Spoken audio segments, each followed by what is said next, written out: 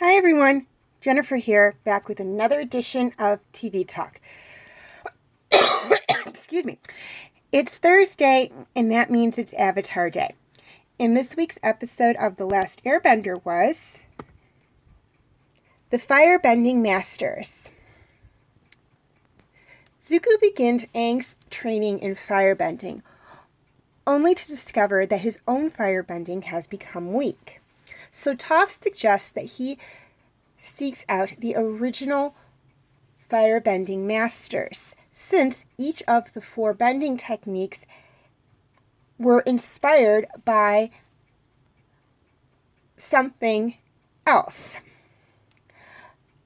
However, the original firebending masters no longer exist. So, Zuko and Aang decide to investigate the ruins of a group of people long thought gone, known as the Sun Warriors, in the hopes of finding a way to learn firebending, and are greeted with a big surprise. Okay, things I liked about this episode. I loved everything about this episode. This is really the start of Zuko's integration to the group. Aang really trusts Zuko enough to go off with him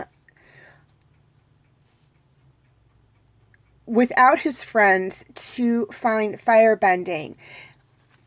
And this is also the first time we see Aang try firebending since, I believe, season 1. So he really hasn't tried it since then. We get an explanation as to why, though it's fairly obvious. He is very afraid of firebending because of what happened to Katara in that episode. Now, we also learn about the other original masters of earthbending, airbending, and firebending. Now, we know from season 1 that the original waterbender was the moon. And that is where people learned waterbending, because the moon, very scientific, and this is like true even in our world, the moon bends and pulls the tide. It creates the tide, which is basically what waterbending is. It's just mimicking the tides. Now, we learn in this episode that the original earthbenders were badger moles, and that Toph learned from them, and that while Aang learned from the monks, the original windbenders were the flying bisons, like Appa. And we also learned that the original firebenders were dragons. So, with the exception of waterbending, all the original benders were animals. Well, 3 out of 4. So the majority of them were animals.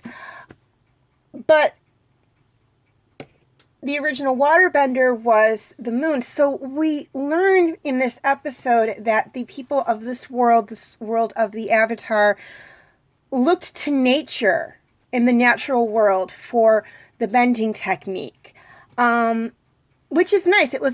Bending is a way for them to connect to the natural world, which is something they really didn't touch on much up until now. Again, I'm sorry, getting over a cold here.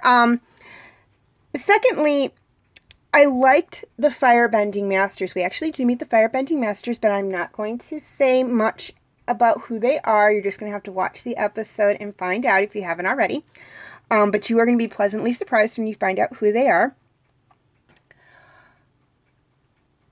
Lastly, I loved the fact that we actually do see dragons in this episode. Now, I know we've seen dragons before. We saw Fang in the flashbacks in the episode The Firebender and the Fire Lord, or the Fire Lord and the Firebender. If I mixed up the title, I apologize for that. Earlier this season. And we also saw Fang's spirit form in season 1. I think he popped up a couple of times in season 2 as well.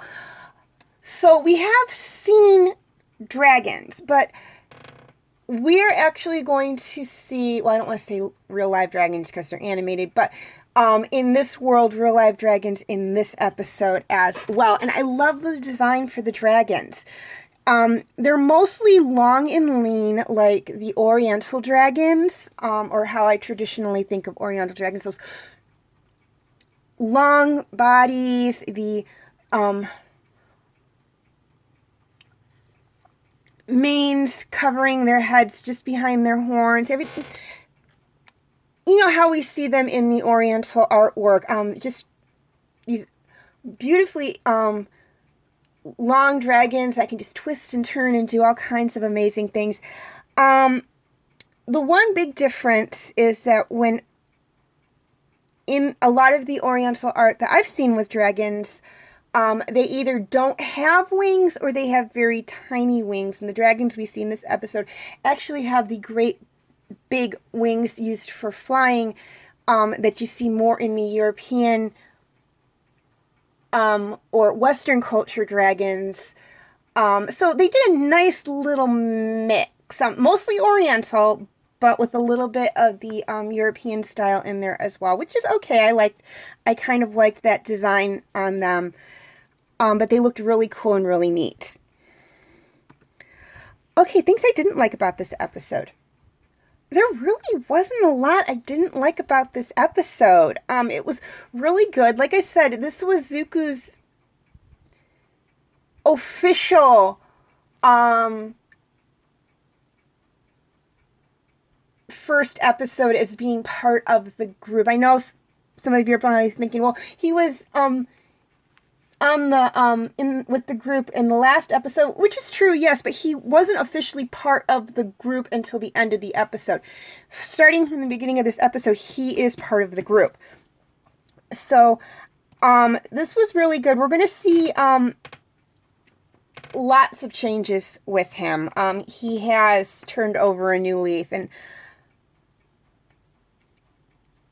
whatnot, and this was not the first time he's going to go off on a quest with one of the original members of the group, and by the original members of the group, I mean Aang, Katara, Sokka, and Toph. And this was a bonding trip. I mean, I don't think it started out that way, but it was like a bonding trip for Zuku and Aang. And there are going to be others that Zuku has with other members of the group as well, and we will talk about them when they come up, I promise. But all in all, this was a great episode. It is one of my favorites from season 3. I absolutely loved it. Okay, feel free to leave your comments and questions in the comment section. I do love to read those. Please like and share if you are watching this video on Facebook, or like and subscribe if you haven't already if you're watching on YouTube, and feel free to follow me on Wattpad, Tumblr, Instagram, Twitter, and DeviantArt. I do have my name for those 5 sites right there on the screen, as well as the pictures I use for the icons. Please note that all pictures seen within this video do belong to their respected artists. I own absolutely nothing. And I will have the link for the 5 sites I mentioned in the description section. And for those of you watching on YouTube, I will have the link for my Facebook page in the description section. And for those of you watching on Facebook, I will have the link for my YouTube channel in the description section. Okay, quick reminder on my comment rules.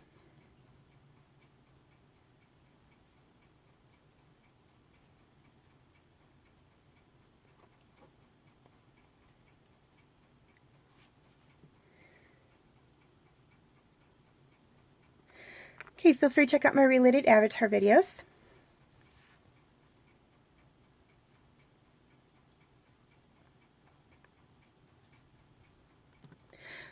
My other TV talk videos on Avatar: The Last Airbender.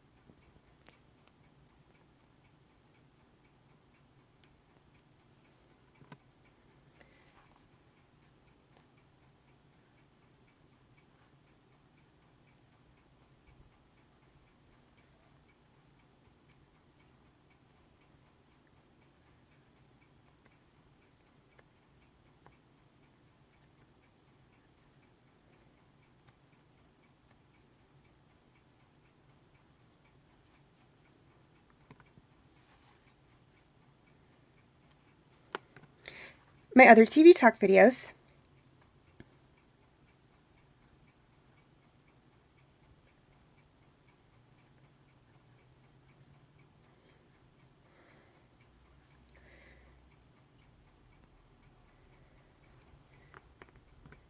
and my other videos.